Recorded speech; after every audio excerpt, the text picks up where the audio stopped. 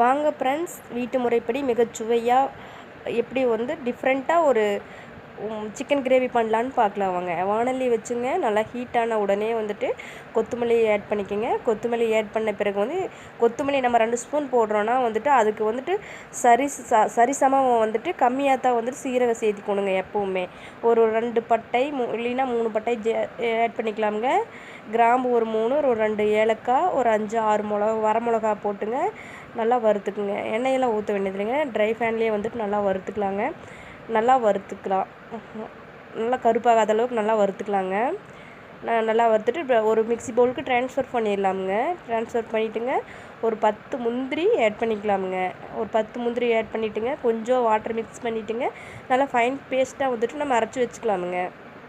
நல்லா ஃபைன் பேஸ்ட்டாக மிக்ஸியில் வந்துட்டு வாட்டர் ஆட் பண்ணி அரைச்சி வச்சுக்கலாங்க ஃப்ரெண்ட்ஸ்.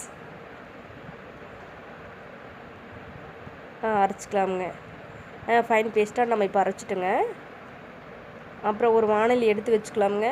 நல்லா ஹீட்டான உடனே வந்துட்டு கல்லெண்ணெய் தேவைக்கு ஏற்ப மரச்சிக்கு கல்லெண்ணெய் வாங்கி வச்சுக்கிறது பெஸ்ட்டுங்க. நல்லா ஹீட்டான உடனே வந்துட்டுங்க கடுகு போட தேவையில்லைங்க. வரமிளகாய் ஆட் பண்ணிக்கலாமுங்க. ஒரு 20 சின்ன வெங்காயம் ஃபைனாக கட் பண்ணி வச்சுட்டுங்க.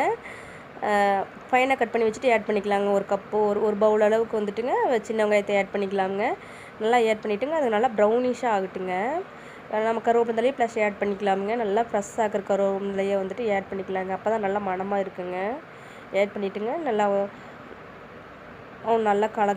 கலந்து விட்டுக்கலாமுங்க. நல்லா ப்ரௌன் கலராக ஆகட்டுங்க. நல்லா ப்ரௌன் கலராக ஆன பிறகு வந்துட்டுங்க இஞ்சி பூண்டு பேஸ்ட்டு வந்துட்டு அதுவும் நல்லா ஃபைனாக மிக்சியில் அரைச்சி வச்சுருக்கிறத ஆட் பண்ணிக்கலாமுங்க. இப்போ வந்துட்டு ப்ரௌன் கலராக ஆயிடுச்சுங்க. இனி இஞ்சி பூண்டு பேஸ்ட்டு வந்துட்டு நம்ம ஆட் பண்ணிக்கலாமுங்க. ஆட் பண்ணிவிட்டு அந்த இஞ்சி பூண்டோட ஸ்மெல் வந்துட்டு பச்சை ஸ்மெல் போகிற அளவுக்குங்க நம்ம வறுத்து விட்டுக்கலாமுங்க. வறுத்து விட்டுட்டுங்க அந்த நம்ம ஃபைனாக வந்துட்டு அரைச்சி வச்சுக்கிறோம் இல்லைங்க முந்திரி பேஸ்ட்டு, முந்திரி, சீரகம் இதெல்லாம் போட்டு அரைச்சி வச்சுக்கிறோம் இல்லைங்க அதை ஊற்றிங்க நல்லா வணங்கிட்டு சிக்கன் வந்துட்டு போட்டுக்கலாமுங்க. சிக்கன் வந்துட்டு நல்ல தண்ணியில் நல்லா கழுவி வச்சுக்கலாங்க. சிக்கன் போட்டதும் மஞ்சத்தூள் தேவைக்கேற்ப உப்பு நல்லா போட்டு மிக்ஸ் பண்ணிக்கலாங்க. அடி பிடிக்காத அளவுக்கு நல்லா மிக்ஸ் பண்ணிவிட்டுங்க அந்த சிக்கன் கழுவி வச்சுருக்கிறோம்லங்க அதுலேயே கொஞ்சம் வாட்டர் விடுங்க. ஒரு 15 நிமிஷம் வந்துட்டு நல்லா நம்ம மூடி வச்சிடலாமுங்க. நல்லா வேகட்டுங்க.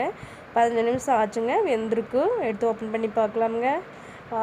சுவையான மணமணக்கும் வீட்டு முறைப்படி சிக்கன் கிரேவி ரெடி ஆயிடுச்சுங்க.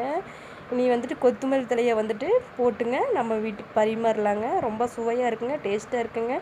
கண்டிப்பாக டிஃப்ரெண்ட்டாக இருக்குங்க. நீங்கள் வந்து ட்ரை பண்ணி பாருங்கள். சூப்பராக இருக்குங்க. இது பிடிச்சிருந்தா நீங்கள் லைக் பண்ணுங்கள், ஷேர் பண்ணுங்கள், கமெண்ட் பண்ணுங்கள், பெல் ஐக்கானை வந்துட்டு அமுத்துங்க. ஓகே ஃப்ரெண்ட்ஸ், பாய்.